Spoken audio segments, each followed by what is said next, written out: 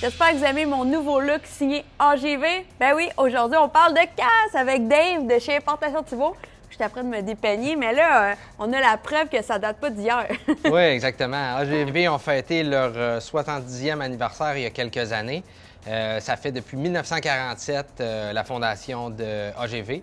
Puis dès les débuts, ils ont été impliqués dans les courses mondiales dans le MotoGP. Ils ont d'ailleurs remporté 95 titres mondiaux, autant en World Superbike, en MotoGP, dans les différentes catégories, avec des pilotes super connus comme Valentino Rossi, des légendes comme Giacomo Agostini qui ont 15 titres à leur actif. Et puis plus récemment, Joan Mir l'année dernière qui a remporté le titre mondial en MotoGP. C'est impressionnant. Puis vraiment, leur fondation, la passion arrive des courses. Là, ils prennent vraiment les besoins des courseurs pour vraiment améliorer les casques.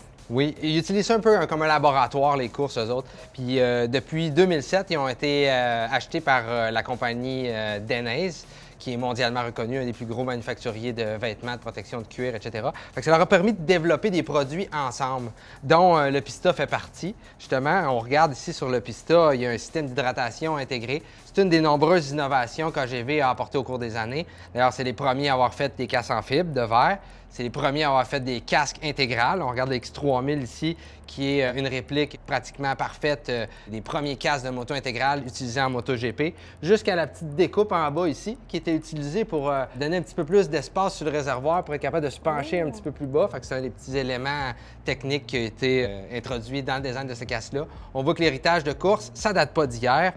Le Pista, qui est un casque qui est développé spécifiquement pour les adeptes de course et de motosport, hyper ventilé, hyper léger, qu'on peut voir ici dans le nouveau graphique carbone iridium. On a aussi ajouté la petite visière iridium rouge en option qui donne une touche vraiment magnifique à ce casque-là. J'espère vraiment qu'ils vont faire le même modèle, mais pour la moto de route, parce que c'est mon coup de cœur. Oui, c'est vraiment beau. On en a pour toutes les utilisations également. La série K, qui est la série Sport Touring. On a tout d'abord le K1 qui va avoir les graphiques de course de Valentino Rossi, justement, un des pilotes les plus populaires en MotoGP. On a le K3 qui va être un thermoplastique mais avec une visière solaire à l'intérieur.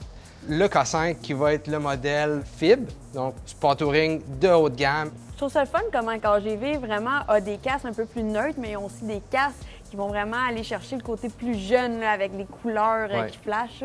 Puis il faut savoir que tous les graphiques chez AGV ont une histoire, soit que ça a été utilisé par un ancien champion du monde, comme le casque que tu peux voir en avant de toi, l'X70, c'est une réplique d'un coureur qui a été utilisé dans les années 60, qui avait fait poser des yeux sur le dessus de son casque comme s'il pouvait voir en position penchée. Donc, toujours des petites histoires, des clins d'œil au passé puis à l'héritage de course de AGV.